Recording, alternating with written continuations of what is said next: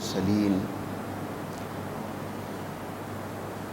خاتم النبیین قائد الغر المحجلین اکرم الاولین والآخرین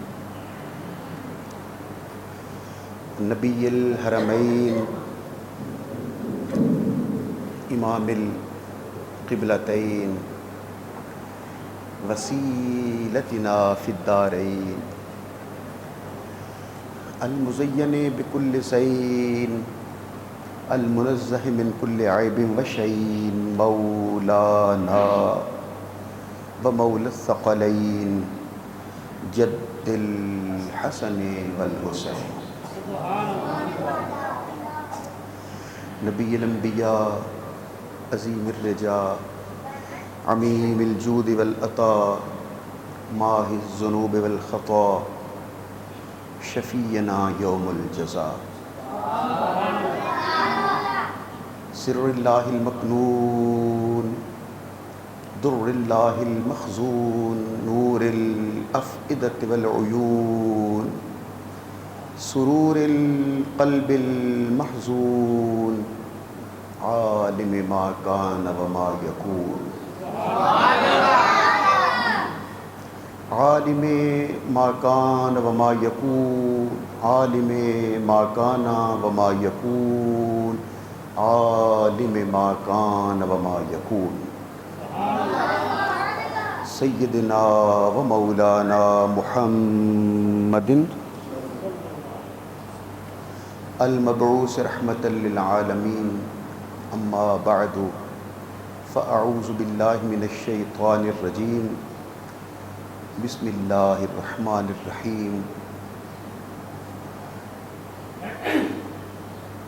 قل لا اسألکم علیہ اجرا الا المودۃ فی القربى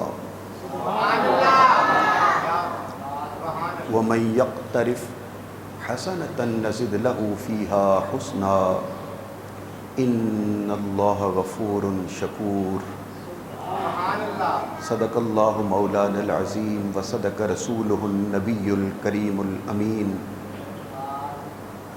ان اللہ وملائکتہ یصلون علی النبی یا ایہا الذین آمنوا صلوا علیہ وسلموا تسلیما الصلاۃ والسلام علیک یا سیدی یا رسول اللہ وعلی آلک واصحابک یا سیدی یا حبیب اللہ الصلاۃ والسلام علیک یا سیدی یا رحمۃ للعالمین وعلی آلک واصحابک یا سیدی یا محبوب رب العالمین اللہم صل علی محمد وعلی آل محمد کما صلیت علی ابراہیم وعلی آل ابراہیم انک حمید مجید اللہم بارک علی محمد وعلی آل محمد کما بارکت علی ابراہیم وعلی آل ابراہیم انک حمید مجید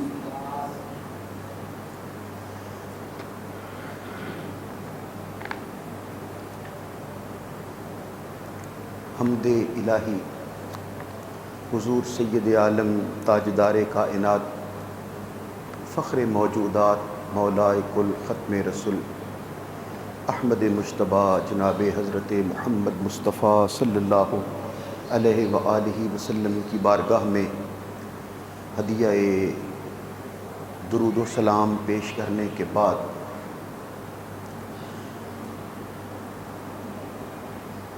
گزشتہ خطبہ جمعہ میں بالتفصیل حاضری ہم نے پیش کی تھی،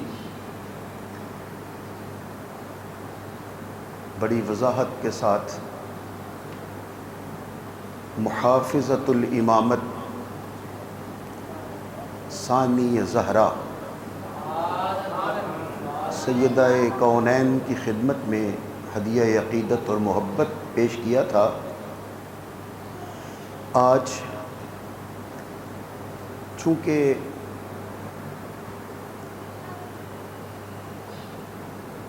تین دن پہلے ایک بڑا خاص بڑا اہم دن تھا ہمارے لیے، اہل ایمان کے لیے، اہل پاکستان کے لیے خصوصی طور پر، اور اہل اسلام کے لیے پوری دنیا میں، 7 ستمبر۔ اس حوالے سے بھی چند ایک گزارشات پیش کریں گے۔ اور میں نے گزشتہ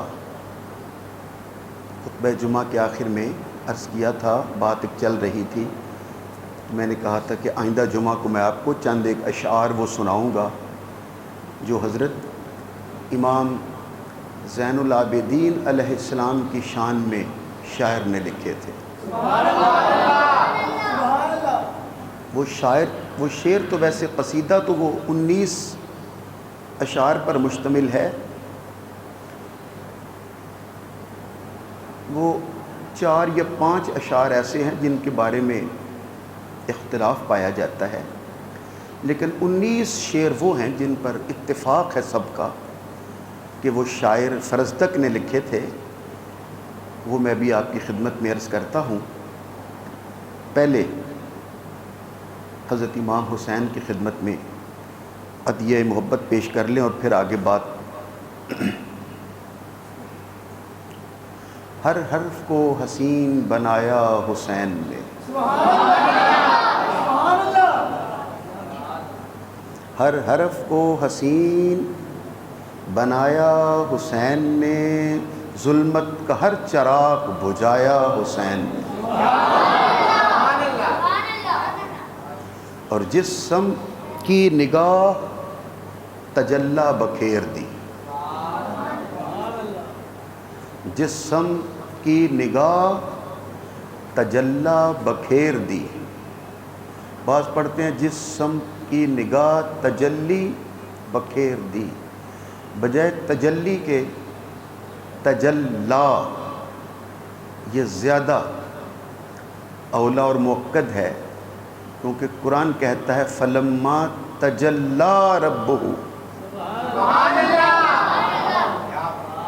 جب رب کائنات نے حضرت موسیٰ کلیم اللہ علیہ السلام کے لیے کوہ طور پر فلما تجلا، یہ وہی تجلا ہے، جسم کی نگاہ تجلا بکھیر دی، ذروں کو آفتاب بنایا حسین، اور سجدہ نماز عشق کا ہوتا ہے یوں ادا، سجدہ نماز عشق کا ہوتا ہے یوں ادا، سجدے میں سر کٹا کے دکھایا حسین۔ اے حسین ابن علی، اے ساقی بزم حجاز، جاگ رہے ہو نا؟ اے حسین ابن علی، اے ساقی بزم حجاز، اے جہان آدمیت کے نگار دل نواز، تو نے ثابت کر دیا بن کے روح امتیاز، یوں پڑھا کرتے ہیں تیروں کے مسلح پر نماز، آج بھی تیرا سبق ارباب فن کو یاد ہے، تو بھی زندہ باد، تیرا غم بھی زندہ باد ہے۔ اور آخری میں سے آبروئے شیر زہرا غیرت شاہ نجف، ایک آواز کے ساتھ، آبروئے شیر زہرا غیرت شاہ نجف، غازۂ حسن پیمبر بحر عصمت کے صدف،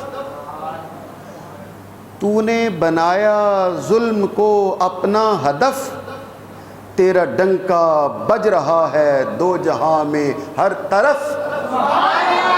اللہ اللہ، واہ واہ، غور سے سنیے، آبروئے شیر زہرا غیرت شاہ نجف، غازۂ حسن پیمبر بحر عصمت کے صدف، تو نے بنایا ظلم کو یوں اپنا ہدف، تیرا ڈنکا بج رہا ہے دو جہاں میں ہر طرف، تو یزیدی ولولوں سے اس طرح ٹکرا گیا، تیرا ننھا سا مجاہد دو جہاں پہ چھا گیا۔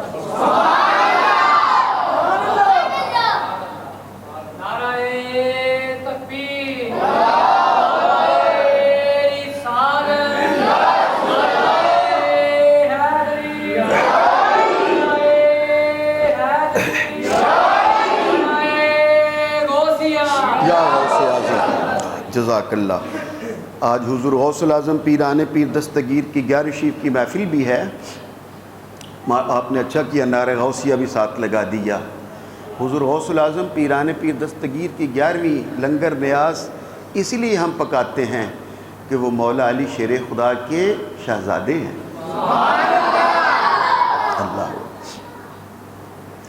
اللہ اکبر۔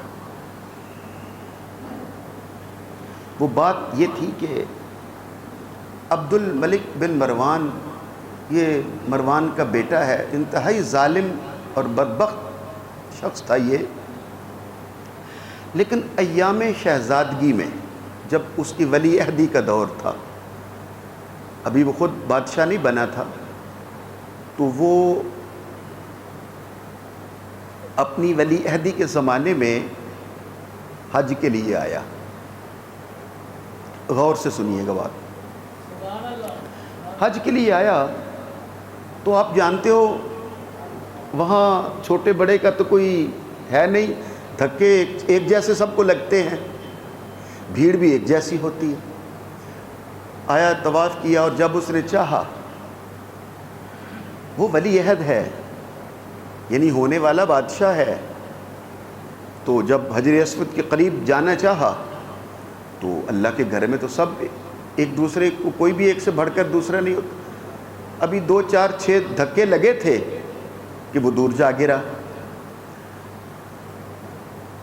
اب تھوڑا سا شرمندہ سا ہو کے اپنے ساتھیوں کے ساتھ دور ہٹ کے حجر اسود کے سامنے کرسی پہ بیٹھ گیا اور انتظار کرنے لگا، بھیڑ ہٹے یا مجمع چھٹے، کچھ موقع بنے اور میں جاؤں اور جا کے حجر اسود کا غسل۔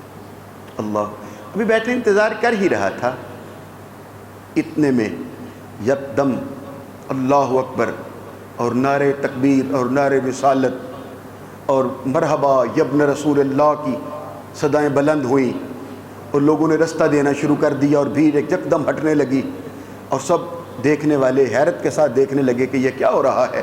اور ولی عہد بھی دیکھ رہا تھا، اور زمانے نے دیکھا کہ ایک دبلے پتلے منحنی سے کمزور سے بزرگ تشریف لا رہے ہیں، جن کے چہرے سے پتہ چلتا ہے کہ یہ دوسروں جیسا نہیں ہے۔ یہ آنے والا کون ہے؟ یہ چوتھا امام، امام زین العابدین ہے۔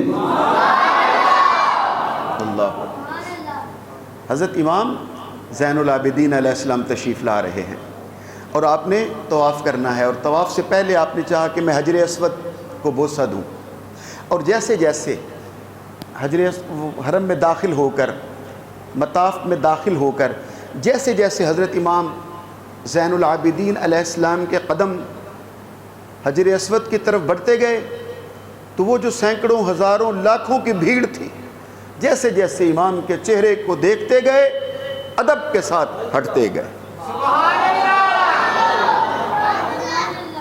مجمع خود بخود چھٹتا گیا، چہرہ دیکھتے گئے، لوگ پیچھے ہٹتے گئے، اور حجر اسود کی طرف سیدھا رستہ بنتا جا رہا ہے۔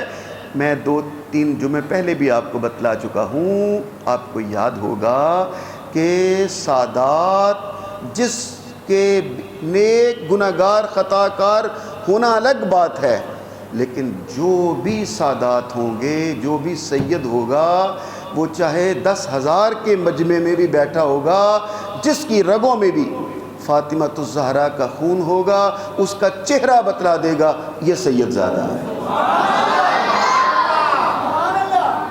اب میں اس پر ایک اور دلیل پیش کرنے لگا، پہلے بھی بتلائی تھی آپ، کیسے ہزاروں لاکھوں میں ایک شخص الگ پہچان لیا جائے کہ یہ سید ہے۔ یاد رکھیے گا، بالکل ایسے ہی جیسے قیامت کے دن 1.25 لاکھ نبیوں کی امتیں جمع ہوگی، لیکن جب میری سرکار سے پوچھا گیا حضور قیامت میں تو 1.25 لاکھ نبیوں کی امتیں ہوں گی تو آپ پہچان لو گے؟ تو میرے آقا نے کیا فرمایا تھا کہ میں اعضائے وضو کے چمکنے سے، چہرہ ہاتھ پاؤں کے چمکنے سے 1.25 لاکھ نبیوں کی امتوں میں اپنے غلاموں کو پہچان لوں گا کہ میرا کلمہ پڑھنے والا یہ جا رہا ہے۔ تو بالکل ایسے ہی جیسے قیامت کے دن 1.25 لاکھ نبیوں میں حضور کی امت اپنے چہروں سے پہچانی جائے گی، نماز سے نہیں۔ نہیں، آپ موجود نہیں تھے، آپ کی توجہ میری جانب نہیں تھی۔ آپ روزوں سے پہچانے جاؤ گے، نماز سے پہچانے جاؤ گے، حج کرنے سے پہچانے جاؤ گے کہ یہ حاجی آ رہے ہیں، یہ روزے دار آ رہے ہیں۔ نماز روزے سے نہیں پہچانے جاؤ گے، چہرے کے نور سے۔ اور میری سرکار نے خود فرمایا، کہو نا چہروں کے نور سے، کہا اعضائے وضو کے چمکنے سے میں پہچان لوں گا۔ میں آپ سے سوال کرتا ہوں، اب میرے خاموش دوست ذرا بول کر بتلائیں، کیا حضرت آدم علیہ السلام سے لے کر حضرت عیسیٰ علیہ السلام تک 1.25 لاکھ نبیوں کی امتیں وضو نہیں کرتی تھی؟ تو پھر اعضائے وضو کے چمکنے سے ہی اگر نور ملتا ہو تو پھر تو سب کو نور مل جاتا۔ وضو تو سارے ہی کرتے تھے، اگر وضو نے ہی نور دینا ہوتا تو پھر وضو کا نور ہوتا تو سب کو مل جاتا۔ اس میں کوئی شک نہیں کہ میرے آقا نے فرمایا کہ میں اعضائے وضو کے چمکنے سے پہچان لوں گا۔ لیکن اب آپ کو بات سمجھ آئے یا نہ آئے، لیکن یاد ضرور رکھیے گا، ثابت یہ ہوا کہ وہ جو چہروں کا نور ہوگا، وہ جو اعضائے وضو کے چمکنے کا نور ہوگا، وہ نور وضو کا نہیں ہوگا، وہ کسی نور کے ماننے کی وجہ سے نور ملا ہوگا۔ وہ کوئی ایسا نور ہوگا جس کے ماننے سے ہمیں وہ نور ملے گا۔ ہم اسی نور کو نور مصطفیٰ کہتے ہیں۔ کاش آپ سب نے مل کر جواب دیا ہوتا، بولو نا اسی نور کو نور، مل کے کہو اسی نور کو نور۔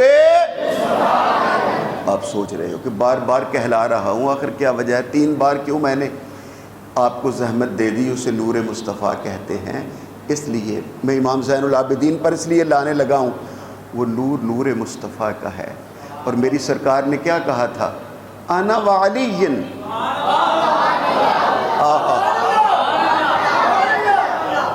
انا وعلی من نور واحد، میں اور علی ایک نور سے ہیں۔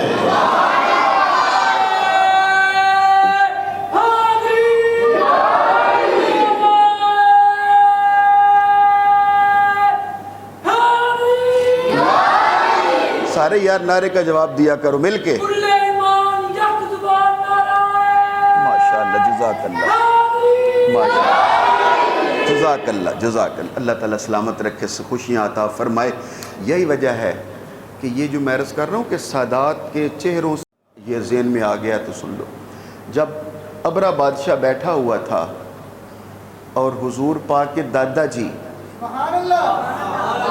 حضرت خواجہ عبد المطلب اپنے اونٹ چھڑانے کے لیے دربار میں آئے ابرہ کے پاس، تو جانتے ہو نا ابرہ اپنے دربار میں بیٹھا ہوا تھا، لیکن جیسے ہی حضور کے دادا جان حضرت خواجہ عبد المطلب اس کے خیمے میں داخل ہوئے اور ابرہ بادشاہ کی نظر جیسے ہی حضرت عبد المطلب کے چہرے پر پڑی، ادب اور تعظیم کے ساتھ کھڑا ہو گئے۔ اللہ اکبر، اللہ اکبر۔ حالانکہ اب آپ بات اور کرنی ہے، یہاں موضوع وقت نہیں ہے، حالانکہ وہاں سے میری سرکار آگے جا چکے ہیں۔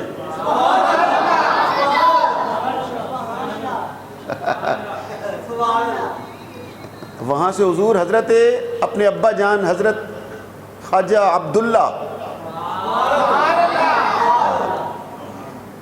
اور پھر حضرت عبداللہ کے پاس بھی نہیں، بلکہ آگے امی جان حضرت سیدہ آمنہ کے پاس۔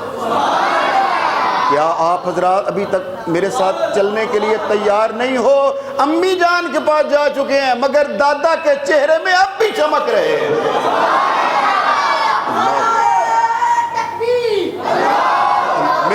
مل کے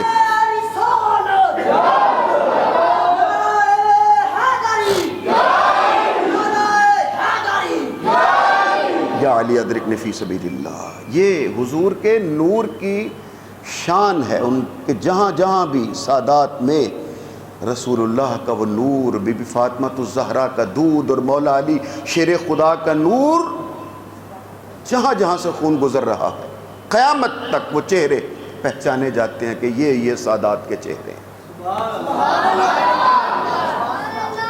یہ ضروری نہیں ہے کہ ان کا رنگ ہی سفید ہوگا، رنگ گورا ہوگا تو پہچانے جائیں گے یہ سید، نہیں، رنگ گورا ہونا ضروری نہیں ہے۔ میں نے سانولے سادات دیکھے ہیں، رنگ سانولا ہے لیکن مجمع میں بیٹھا ہے تو پتہ چلتا ہے یہ واقعی سید ہے۔ اللہ ان کے چہرے کا نور بتلاتا ہے۔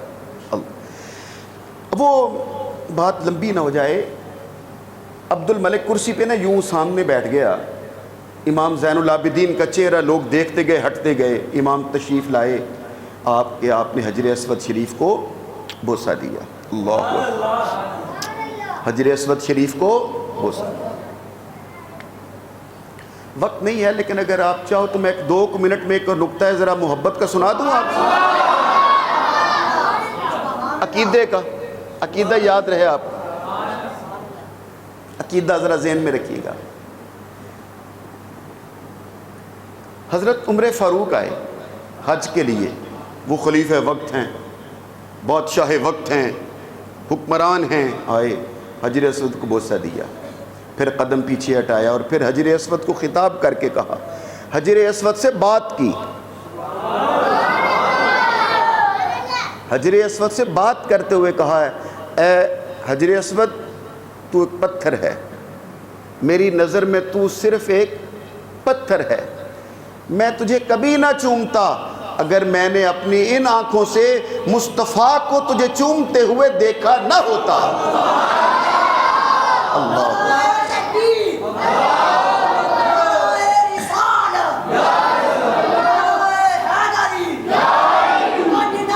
سنو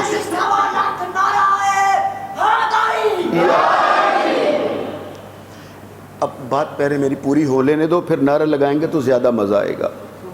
وہ جملہ تو بڑا آسان سا ہے لیکن پتہ لگ جائے گا کون کون سمجھا ہے بات۔ اب آپ کہہ رہے تھے، خطاب کر رہے تھے، حجر اسود میں تجھے کبھی نہ چومتا، میں تو تجھے صرف اس لیے چوم رہا ہوں، میں نے رسول پاک کو جو چومتے دیکھا ہے، ویسے میں عمر یہ سمجھتا ہوں تو نہ نفع دے سکتا ہے نہ نقصان دے سکتا ہے، نہ تو کسی نقصان سے بچا سکتا ہے، نہ تو کسی کو نفع دے سکتا ہے، تو پتھر کا پتھر ہے، میں تو صرف اپنے آقا کی سنت کر کے تجھے چوم رہا ہوں۔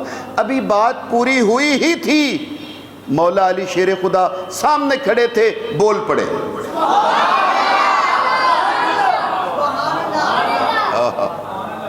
اب غور سے میری بات سنیں گے اگر توجہ ہے تو۔ مولا علی شیر خدا نے مخاطب کر کے کہا، او امیر المومنین، او عمر فاروق، دھیان سے، آپ کہہ رہے ہو اے حجر اسود تو پتھر ہے، تو نہ نفع دے سکتا ہے نہ نقصان دے سکتا ہے۔ اے عمر فاروق، وہ پتھر جو نہ نفع دے سکتے ہیں نہ نقصان سے بچا سکتے ہیں وہ اور ہیں۔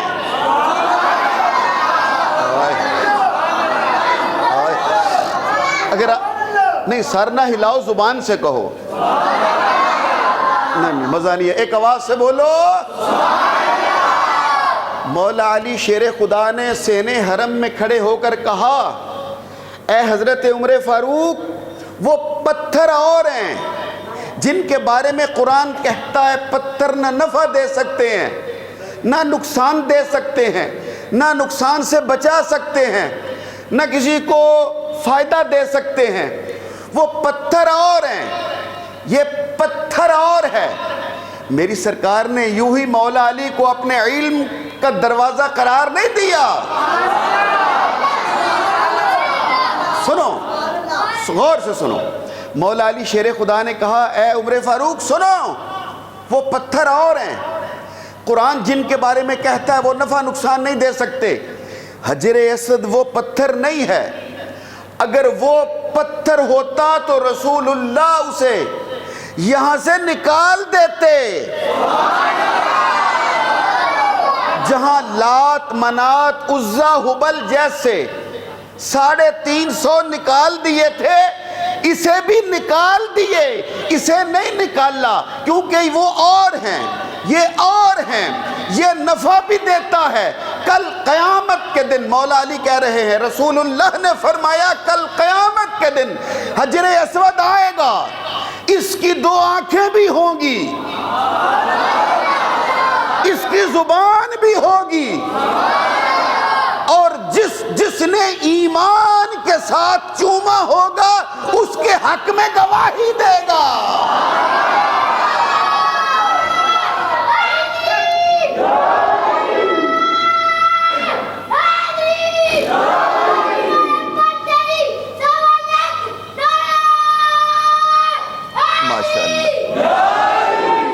ماشاءاللہ.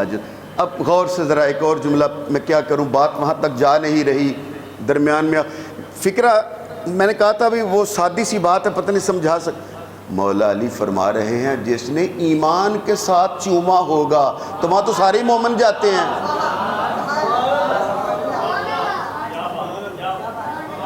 جس نے ایمان کے ساتھ چوما ہوگا ان کی حق میں گواہی دے گا. تو کیا سارے ایمان کے ساتھ نہیں جاتے؟ مولا علی نے قیامت تک ثابت کر دیا ظاہری طور پر ایمان والے ہوتے ہیں لیکن سارے ایمان والے نہیں ہوتے.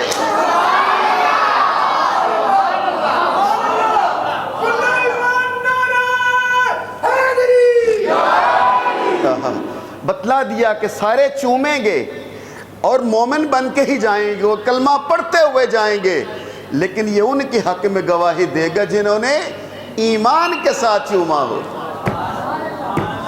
اللہ توجہ ہو تو میں اچھا ہم جیسے جب بوڑھے وہاں جاتے ہیں جو آگے میں نے حجر اسود کو تو بہت سا دیا ہوا ہے، 2010 میں بھی دیا، 1994 میں بھی بہت سا دیا. میں فرسٹ آیا تھا اس وقت گوجرانوالا میں، اور مجھے انعام کے طور پر عمرہ شریف کا ٹکٹ انعام ملا تھا قرآن پاک کی تفسیر میں الحمدللہ.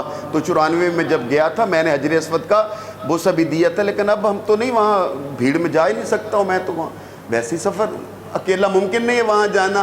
میری سرکار کو ہم جیسے بوڑھوں کا بھی پتہ تھا، کمزوروں کا بھی پتہ تھا، ضعیفوں کا بھی پتہ تھا، بیماروں کا بھی پتہ تھا کہ وہاں پہنچ نہیں سکیں گے، وہاں تک یہ چوم نہیں سکیں گے. فرمایا فکر کی ضرورت نہیں ہے، تم دور کھڑے ہو کر حجر اسود کی طرف ہاتھ اٹھا کے کہو اللہ اکبر، اپنا ہاتھ چوم لو، حجر اسود نے تیرا کام کر دیا.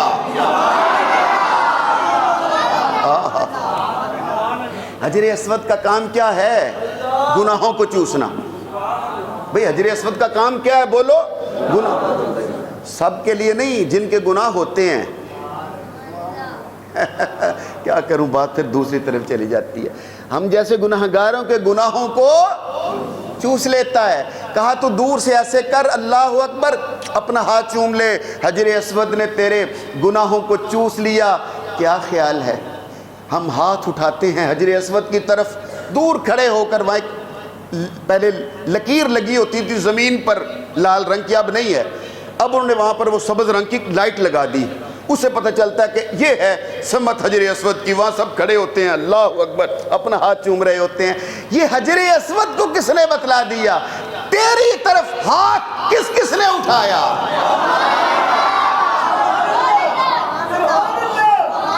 نہیں، اگر سارے مل کے بولتے تو زیادہ مزہ آتا،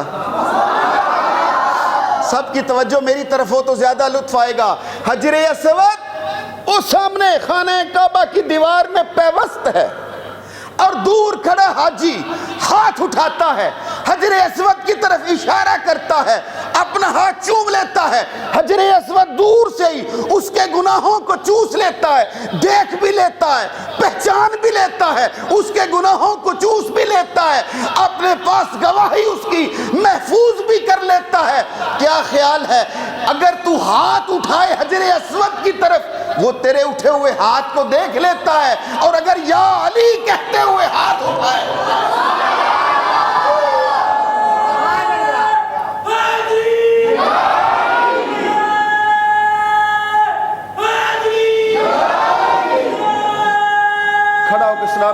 سانس لینے دو, مجھے دم لینے دو ذرا. کروں گا بات ادب کی حدود کے اندر, قدیم بند ہے جیسے درود کے اندر. کروں گا بات ادب کی حدود کے اندر, قدیم بند ہے جیسے درود کے اندر. اور علی کے نام کا نعرہ وہی لگاتا ہے, اور علی کے نام کا نعرہ وہی لگاتا ہے. اور لال کون ہے جس کے وجود کے اندر نعرہ حیدری. جیتے رہو. اب جب بات لمبی ہو رہی ہے پھر واپس پلٹتے ہیں.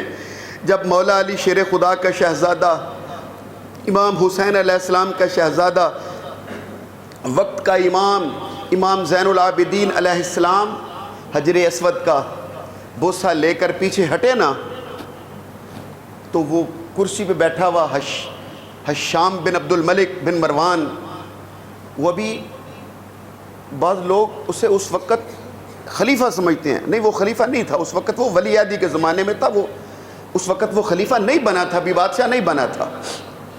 یہ عبد الملک بن مروان کے زمانے کی بات ہے. اور حشام وہ اس کے ساتھ بیٹھے کہ یہ کون ہے. اس نے حیران ہو کر, جو اس کا ساتھی تھا ملک شام سے آیا ہوا تھا, اس نے حیرت سے کہا یہ کون ہے کہ تم ولی عہد ہو, تم آنے والے بادشاہ ہو, اور اتنی شان و شوکت کے ساتھ اور اتنے جاہ و جلال کے ساتھ اور اتنی تمکنت کے ساتھ تم آئے, اور کسی نے تمہیں قریب حجر اسود کے جانے نے دیا اور دھکے مار کے پیچھے ہٹا دیا. اور یہ بزرگ آئے ہیں کمزور سے, اور لوگ چہرہ دیکھتے گئے اور خود بخود پیچھے ہٹتے گئے. نہ ان کے ساتھ کوئی ہٹو بچوں کے نعرے لگانے والا ہے, نہ کوئی رستے صاف کرنے والا ہے, نہ کوئی آوازیں دینے والا, نہ کوئی شور مچانے والا ہے. اکیلے یہ آئے ہیں, تنہا یہ آئے ہیں, اور لوگ اس کے چہرے کو دیکھتے گئے, ہٹتے گئے, رستہ بناتے جا رہے ہیں. یہ کون ہے؟ تو حشام بن عبد الملک, جو آپ کو اچھی طرح جانتا تھا اور اچھی طرح پہچانتا تھا, اس نے تجاہل عارفانہ کے ساتھ, تجاہل عارفانہ کہتے ہیں کہ انسان جسے جانتا پہچانتا ہو, لیکن جانتے پہچانتے ہوئے پھر انکار کر دے کہ میں نہیں جانتا, اسے کہتے ہیں تجاہل عارفانہ. تو حشام نے کہا میں نہیں جانتا یہ کون ہے, پتہ نہیں کون ہے. جب اس نے ناپسندیدگی کے ساتھ کہا نا میں نہیں جانتا یہ کون ہے, تو اس کے بائیں طرف اس وقت کا, اس زمانے کا سب سے بڑا شاعر, عہد ساز شاعر, اس زمانے کا سب سے نامور شاعر, جس کا نام تھا فرزدق. بولو کیا نام؟ پھر کہو فرزدق. کیونکہ عام طور پر سارے مولوی صاحبان بھی, ہمارے ذاکر بھی فرزوق پڑھتے ہوتے ہیں. فرزوق نے کہا, فرزوق نہیں ہے. اس شاعر کا نام کیا؟ بولو فرزدق. وہ دال کو واو بنا دیتے ہیں. میں ٹیلی ویژن میں ایک دن دیکھ رہا تھا, ایک بہت بڑا صحافی ہے, پھر بعد میں نے ٹیلی فون کر کے تو تصحیح کر دی ان کی, خوشنود علی خان, روزنامہ صاف والے. وہ باقاعدہ یہ واقعہ سنا رہے تھے اور بار بار فرزوق فرزوق کہہ رہے تھے. تو پھر بعد میں نے فون کر کے میں نے کہا خان صاحب فرزوق نہیں ہے, یہ بہت بڑا شاعر ہے اور اس کا نام ہے فرزدق. انہوں نے شکریہ ادا کیا.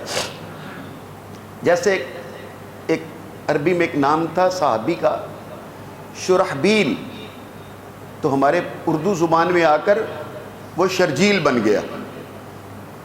شرحبیل تو لوگوں نے وہ ایک نقطہ پیچھے کر دیا, اور ہمارے لوگوں نے بچوں کا نام رکھنا شروع کر دیا شرجیل. شرجیل کوئی نام نہیں ہے, اصل لفظ کیا ہے؟ شرحبیل.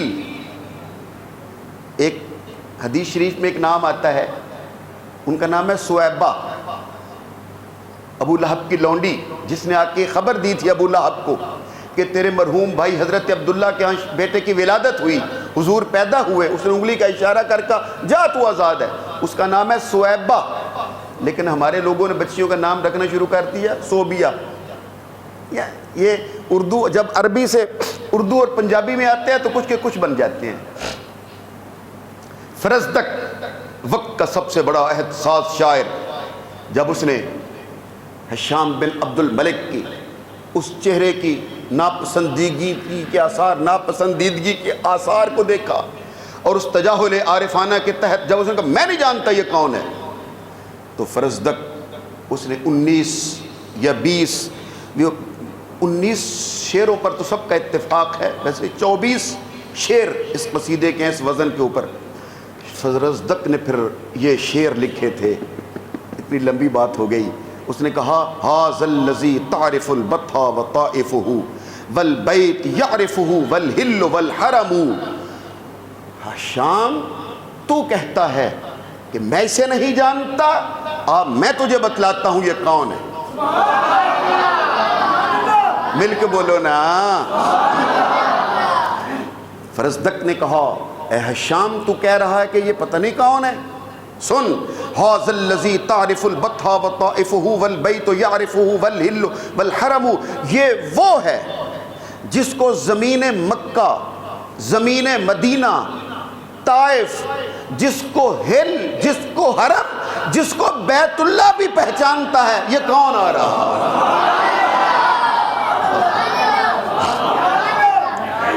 اللہ اکبر۔ تو کہہ رہا ہے کہ میں نہیں جانتا یہ کون ہے۔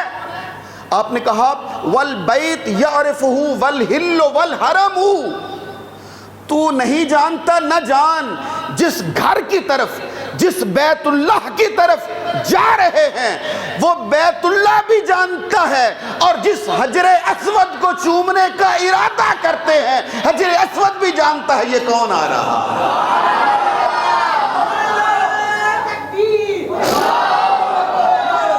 تیزی سے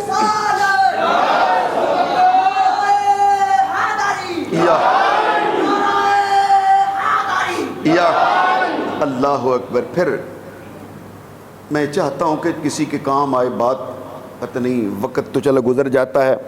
حجر اسود بھی پہچانتا ہے، زین العابدین ہے۔ جی ہاں، میں دلیل سے ثابت کر سکتا ہوں کہ حجر اسود پہچانتا ہے یہ کون ہے۔ میں نے کہا نا جیسے ہم سے مراد کچھ آنکھ والے جیسے پہچان لیتے ہیں یہ سید ہے، حجر اسود بھی آنکھوں والا ہے، وہ بھی پہچانتا ہے یہ کون ہے۔ اب میں دلیل کے طور پر ایک واقعہ آپ کو سنانے لگا ہوں، بس 1-2 منٹ کا واقعہ لمبا ہے، میں 2 منٹ میں 1 منٹ میں بلکہ ختم کرنے لگا ہوں واقعہ۔ امام زین العابدین علیہ السلام امامت کے چوتھے بادشاہ ہیں، چوتھے شہزادے ہیں۔ مولا علی شیر خدا، پھر امام حسن، پھر امام حسین، پھر امام زین العابدین علیہ السلام۔ نہیں آپ بول نہیں رہے، سبحان اللہ نہیں کہا۔ پہلے امام کون ہے بولو؟ مولا علی شیر، دوسرے امام، تیسرے امام حسین، چوتھے امام زین العابدین۔ پہلے امام ہے مولا علی شیر خدا۔ میں انشاءاللہ العزیز آپ کو پھر 12 امام سناؤں گا۔ اب میں آپ کو آپ کا ایمان تازہ کرنے کے لیے، اپنے ابا جی کو یہ شعر سنانے کے لیے، انہوں نے مجھے بچپن میں یہ یاد کرائے تھے۔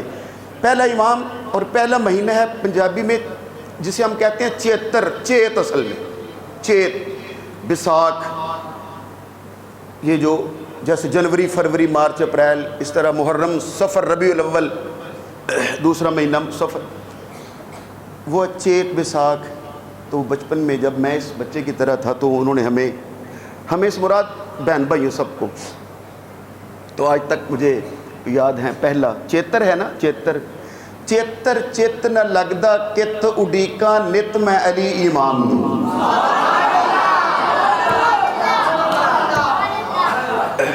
دائیں طرف والی بولو نا، بولے اونچی آواز سے۔ چیتر چت نہ لگدا کت اڈیکا نت میں علی امام نو، کیڑا اج کل جو دیوے چل نجف دے ول میرے پیغام نو۔ آپ الفاظ پہ غور کیجئے۔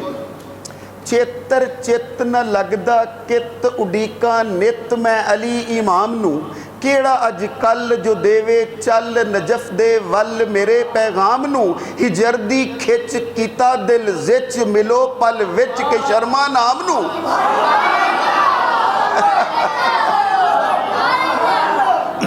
اب آخری لائن سنو، اب میں آخری لائن بھی ساتھ پڑھوں گا۔ ਚੇਤਰ ਚਿੱਤ ਨ ਲੱਗਦਾ ਕਿਤ ਉਡੀਕਾ ਨਿਤ ਮੈਂ ਅਲੀ ਇਮਾਮ ਨੂੰ ਕਿਹੜਾ ਅੱਜ ਕੱਲ ਜੋ ਦੇਵੇ ਚੱਲ ਨਜਫ ਦੇ ਵੱਲ ਮੇਰੇ ਪੈਗਾਮ ਨੂੰ ਹਿਜਰ ਦੀ ਖਿੱਚ ਕੀਤਾ ਦਿਲ ਜ਼ਿਚ ਮਿਲੋ ਪਲ ਵਿੱਚ ਕਿ ਸ਼ਰਮਾ ਨਾਮ ਨੂੰ ਮੁਰਾਤਬ ਸ਼ਾਹ ਨਜ਼ਰ ਕਰ ਚਾ ਤੇ ਨਾ ਤਰਸਾ ਤੂੰ ਇਸ ਗੁਲਾਮ ਨੂੰ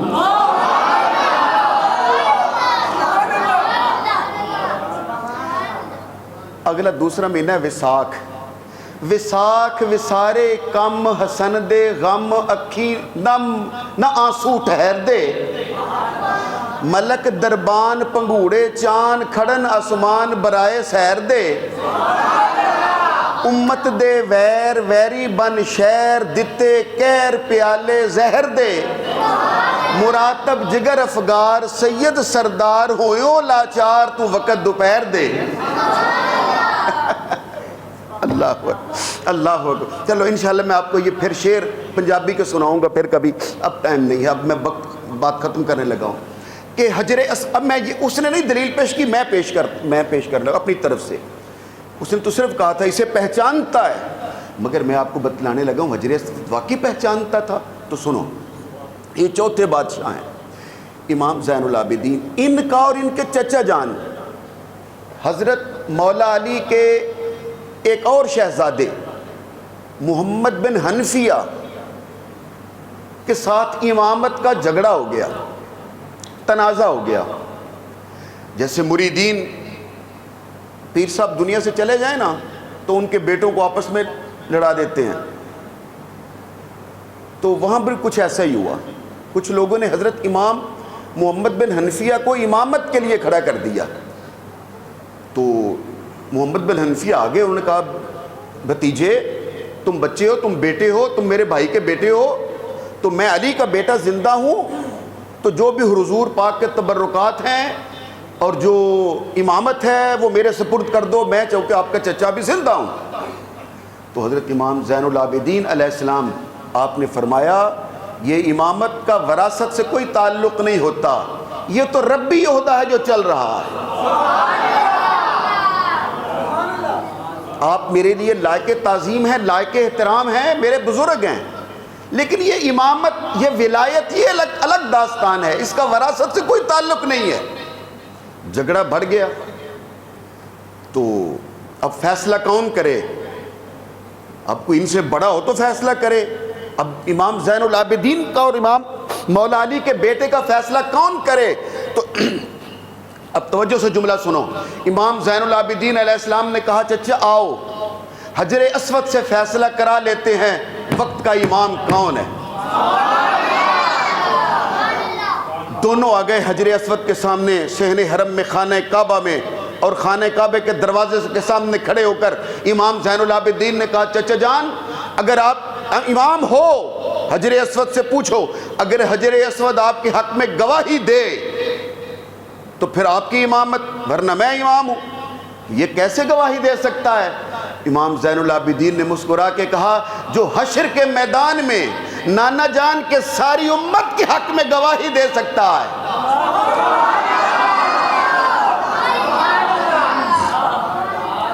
जो उम्मत के हक में गवाही देगा तो हम तो रसूलुल्लाह की औलाद हैं। इमाम मोहम्मद बिन हनफी आगे बढ़े, हजरे अस्वद से खिताब करके कहा हजरे अस्वद क्या वक्त का इमाम मैं हूँ और इमाम ज़माना का लक़ब मुझ पे सजता है और वक्त की इमामत की दस्तार मेरे सर पे आनी चाहिए। कोई आवाज़ ना आई, हजरे अस्वद चुप। इमाम ज़ैनुल आबिदीन ने कदम आगे बढ़ाया और हजरे अस्वद के सामने खड़े हो गए, कहा बोलो हजरे अस्वद मैं ज़ैनुल आबिदीन बोल रहा हूँ, क्या वक्त का इमाम मैं हूँ? हजरे अस्वद से आवाज़ आई मैं गवाही देता हूँ ज़ैनुल आबिदीन वक्त का इमाम है। अल्लाह। तो ये वाक़या अलग है, मैंने वैसे आपको सुनाया है ये बात साबित करने के लिए कि फरज़दक ने सच कहा था उस वक्त। इमाम ज़ैनुल आबिदीन वो हस्ती हैं जिन्हें मक्का भी जानता है, मदीना भी पहचानता है, ताइफ भी पहचानता है, हिल्लो हरम भी पहचानते हैं, काबा भी पहचानता है और हजरे अस्वद भी पहचानता है। दरमियान में एक लफ्ज़ मुश्किल है वो मैं छोड़ देता हूँ। हाँ, अगला फिक्रा, दूसरा शेर। اس نے کہا تو کہہ رہا ہے پتہ نہیں یہ کون ہے بزرگ، میں تو نہیں پہچانتا. تو فرزدق نے کہا تو نہیں پہچانتا، میں تمہیں بتلاتا ہوں. ھذا ابن خیر عباد اللہ کلہم، یہ اس کا بیٹا ہے. ھذا یہ ابن بیٹا ہے، خیر عباد اللہ کلہم، اللہ کے تمام بندوں میں جو سب سے اعلیٰ ہے یہ اس کا بیٹا ہے. آپ سب نہیں بولے، مجھے مزہ نہیں آیا. اوہو، یہ لفظ عباد اللہ، اللہ کے سب بندوں میں. اگر وقت ہوتا تو پھر میں آیت آپ کو پڑھ کے سناتا. قرآن مجید پڑھ کے جا کے دیکھیے گا، جب ہم معراج آپ کو سناتے ہیں تب یہ آیت میں آپ کو پڑھ کے سنایا کرتا ہوں. کیا قرآن مجید فرشتوں کو بھی کہتا ہے، بل عباد مکرمون، فرشتے میرے بندے ہیں.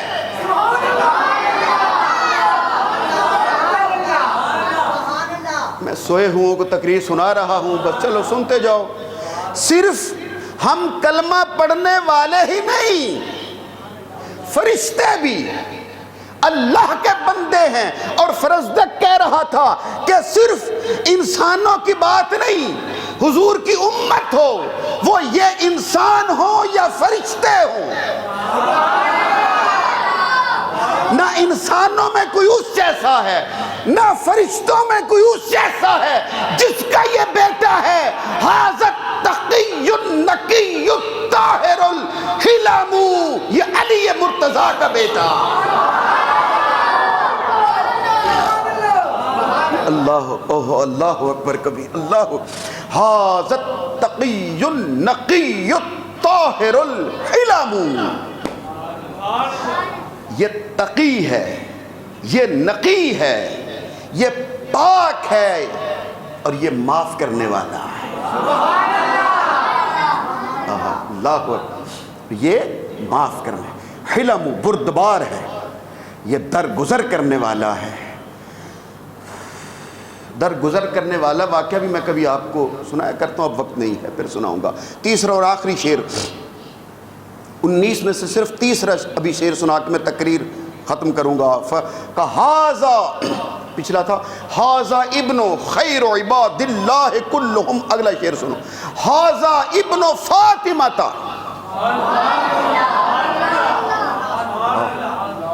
فرزدق کہہ رہا ہے، سین حرم میں بیٹھ کے کہہ رہا ہے، آنے والے وقت کے بعد شاہ کو کہہ رہا ہے، اور فی البدی کہہ رہا ہے. تو کہتا ہے پتہ نہیں کون ہے، آج تجھے میں بتلاتا ہوں. ھذا ابن فاطمہ ان کنت جاہلہ، اگر تو نہیں جانتا یہ کون ہے میں تمہیں بتلاتا ہوں. ھذا ابن فاطمہ، یہ فاطمہ زہرا کا بیٹا.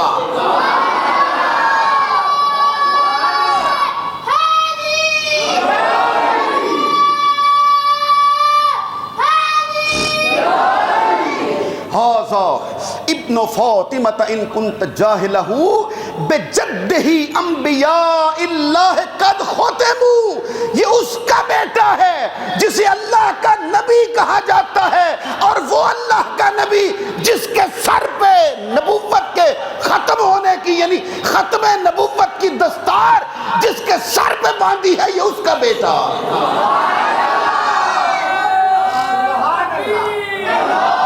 سارے بول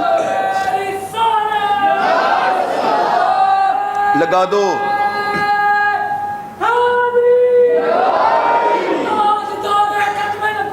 زندہ باد، زندہ باد، زندہ باد. پڑھ لو پڑھ لو، جلدی سے پڑھ لو.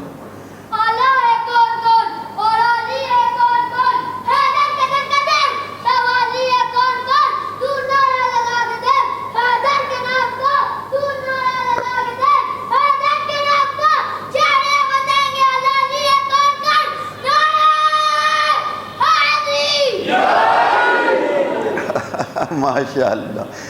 ھذا ابن فاطمہ ان کنت جاہلہ، اگر تو نہیں جانتا تو سن. بجدہ انبیاء اللہ قد ختموا، اس کے نانا وہ ہیں اس کے دادا وہ ہیں، اس کے نانا وہ ہیں، اللہ نے جسے ختم نبوت کا تاج پہنایا ہے۔ اور ختم نبوت کے تاج پر میں آپ کو لے آیا بات مکمل کرنے کے لیے۔ آج 10 ہے، 7 ستمبر وہ عزت والا دن ہے، وہ تعظیم اور احترام والا اور افضل ترین دن ہے، جس میں پاکستان میں آئین پاس ہوا اور آئین کا حصہ بن گیا قیام ہمیشہ کے لیے، اور مرزائیوں کو، قادیانیوں کو، مرزا غلام احمد کے ماننے والوں کو ہمیشہ کے لیے غیر مسلم قرار دے دیا گیا۔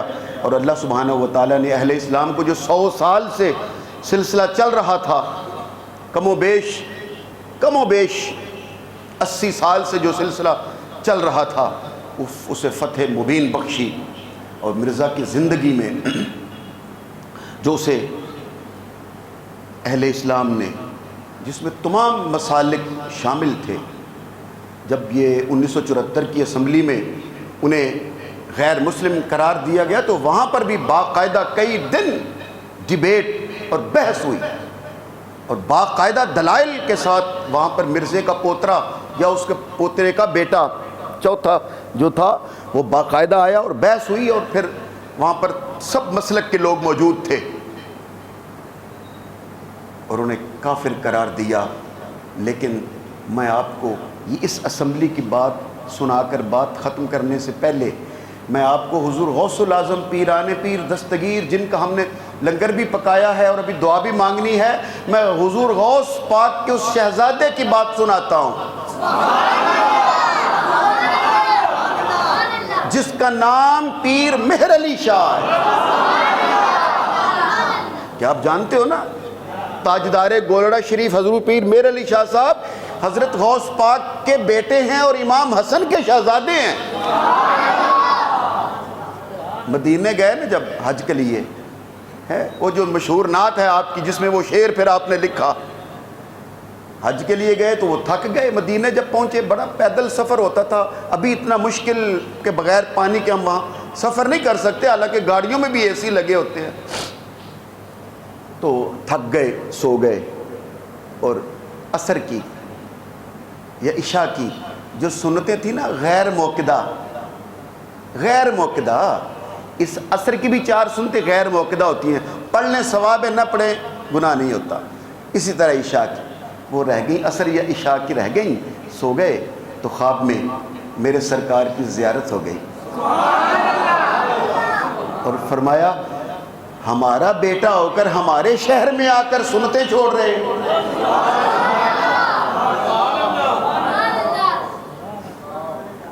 میں نے اپنے ابا جی سے رحمت اللہ علیہ سے، ان کا مزار، ان کی قبر سن رہی ہے، ممبر پہ بیٹھ کے گیا تو آپ نے مجھے کہا تھا کہ مجھے حفظ صاحب تو انہوں پتہ ہے پیر صاحب نے کی جو آپ دیتا سی؟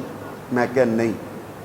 تو آپ نے مجھے فرمایا، پیر صاحب نے فرمایا سی یا رسول اللہ مین تو ہن پتہ لگ گیا تسی سنتاں چھڈ کے ملدے ہو،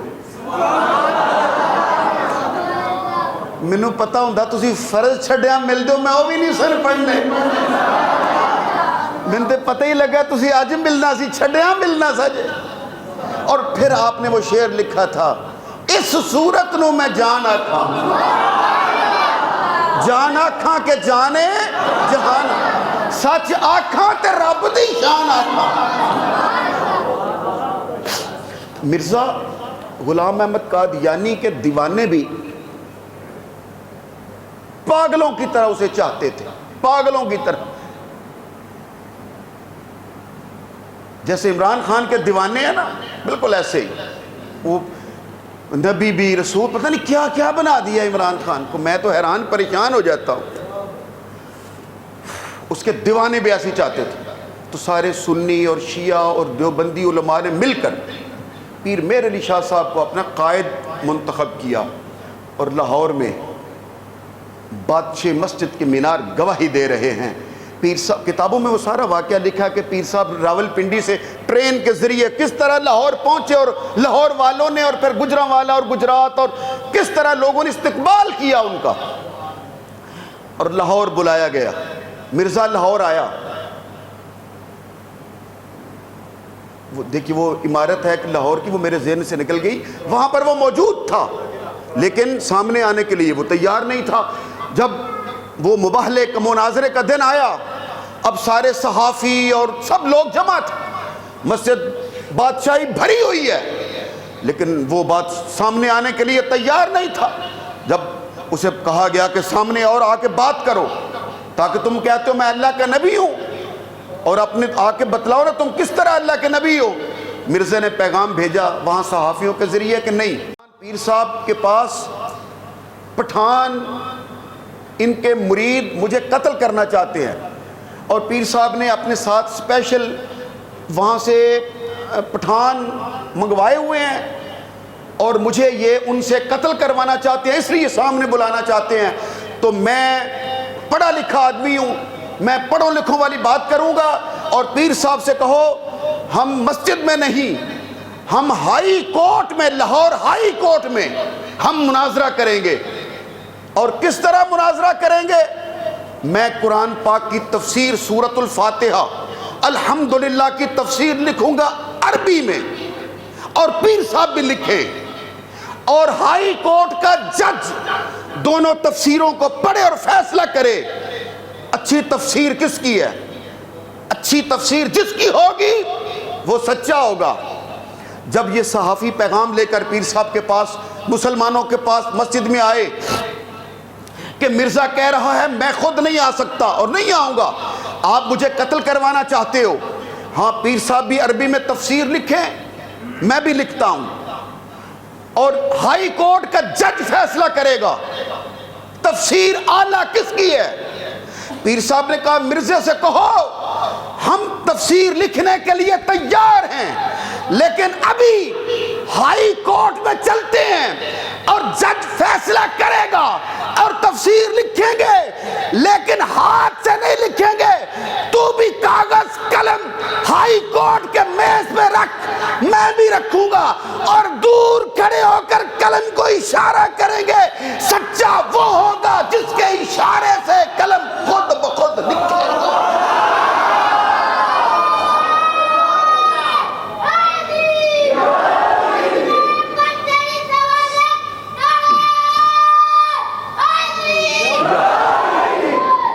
جس کا قلم خود بخود لکھے۔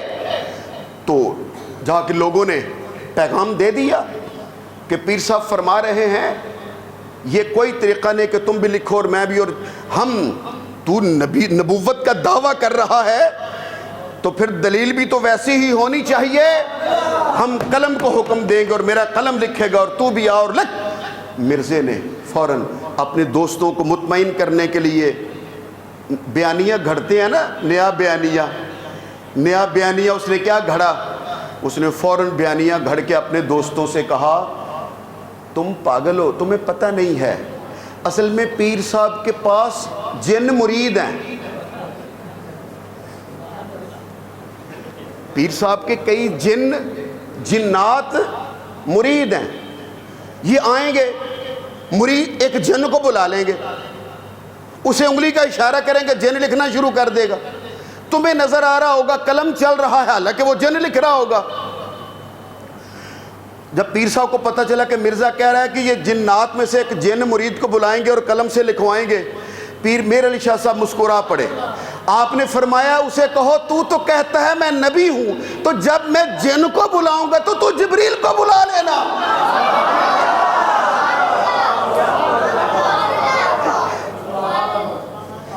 تو جو کہتا ہے کہ میں نبی ہوں، اور نبیوں کا غلام تو جبریل ہوتا ہے، تو جبریل کو بلانا، آ صحیح میرے سامنے ایک بار، مجلس میں آ کے بیٹھ صحیح۔ جب پیغام پہنچا تو مرزے نے اپنے دوستوں کے لیے پھر بیانیہ گھڑا اور کہا دیکھا یہ ہر صورت مجھے اپنے سامنے لانا چاہتے ہیں، کیونکہ یہ میرے قتل کا پکا ارادہ کر چکے ہیں، یہ چاہتے ہیں کہ کسی طرح بھی ممکن ہو اس کو بلائیں اپنی مجلس میں۔ اور اس نے کہا جاؤ وکلاء اور صحافیوں سے اور پڑھے لکھے لوگوں سے کہا جاؤ، سب نام لکھے ہوئے ہیں، پیر میر علی شاہ کی کتاب ہے مہر منیر، اس میں یہ سارا آپ واقعہ تفصیل سے پڑھ سکتے ہو۔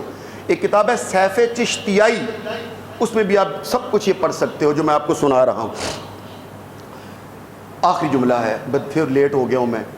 تو اس نے کہا پیر صاحب سے کہو اگر آپ کو اتنا ہی ہے نا طاقت پہ مان کہ اشارہ کرو قلم بھی لکھیں تو میں آپ کے سامنے نہیں آؤں گا، کیونکہ مجھے لگتا ہے کہ آپ مجھے قتل کروانا چاہتے ہو. ہاں میں آپ کی محفل میں آ سکتا ہوں، آؤں گا، لیکن مناظرہ نہیں ہوگا، تقریری مناظرہ نہیں ہوگا، اور تحریری مناظرہ بھی نہیں ہوگا. جو پہلے تفسیر کہا تھا، کہا مناظرہ تحریری بھی نہیں ہوگا. میں آنے کے لیے تیار ہوں، اور مناظرہ تقریری نہیں ہوگا، بلکہ میرا دعویٰ ہے کہ میرا اللہ سے تعلق ہے. میں اپنے تعلق کو ثابت کرنے کے لیے آتا ہوں، آپ بھی آ جائیں. اور سٹیج پر ایک بیمار، لنگڑا، لولا، معذور، جس کے ہاتھ پاؤں اعضاء کام نہ کرتے ہوں، مفلوج، معذور لائیں گے، اسے سٹیج پر رکھیں گے اور میں دعا کروں گا. اور میں دعویٰ کرتا ہوں، مرزا کہتا ہے میرا اللہ سے تعلق ہے اور میرا رابطہ ہے اس سے، اور مجھے یقین ہے کہ اگر میں کسی مریض اور مفلوج کے لیے دعا کروں گا، میرا اللہ مجھے سچا کرنے کے لیے اسے صحت اور شفا دے گا اور وہ ٹھیک ہو جائے گا. آپ بھی ایک مریض لے آؤ اور میں بھی لے آتا ہوں، آپ بھی دعا کرو میں بھی کرتا ہوں. دیکھتے ہیں کس کی دعا سے وہ مفلوج، وہ معذور ٹھیک ہوتا ہے. جس کی دعا سے ٹھیک ہو جائے وہ سچا. آخری جملہ ہے جب پیر صاحب کے پاس پیغام پہنچا کہ وہ کہتا ہے مریض، مفلوج، معذور لے آتے ہیں، میں بھی لے آتا ہوں، آپ بھی لے آئیں، اور مجمع عام کے سامنے سٹیج لگا کے رکھیں گے. آپ بھی دعا کرو میں بھی کرتا ہوں، اور دیکھیں گے اللہ کا تعلق، رابطہ کس کے ساتھ ہے، اور دیکھیں گے کس کی دعا سے مردہ وہ مریض ٹھیک ہوتا ہے. پیر صاحب نے فرمایا جاؤ اور آخری پیغام لے کر میرا مرزے کے پاس جاؤ اور اسے کہو مریض اور مفلوج اور معذور لانے کی ضرورت نہیں ہے، تو ہمارے سامنے آ صحیح، ہم اپنے سامنے مریض نہیں رکھیں گے، مردہ رکھیں گے.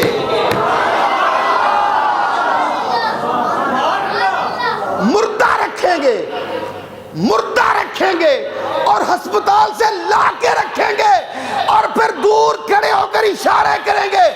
سچا وہ نہیں ہوگا جس کی دعا سے مفلوج صحیح ہو جائے، سچا وہ ہوگا جس کے اشارے سے مردہ زندہ ہو جائے.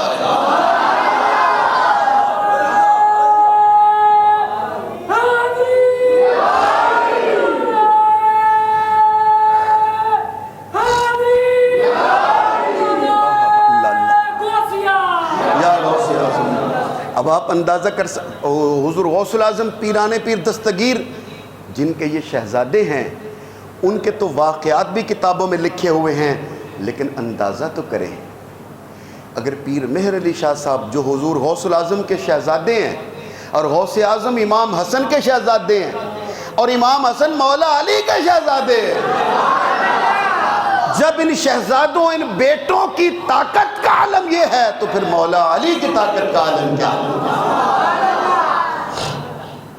ذات واجب ہماری حاضریاں ان محمود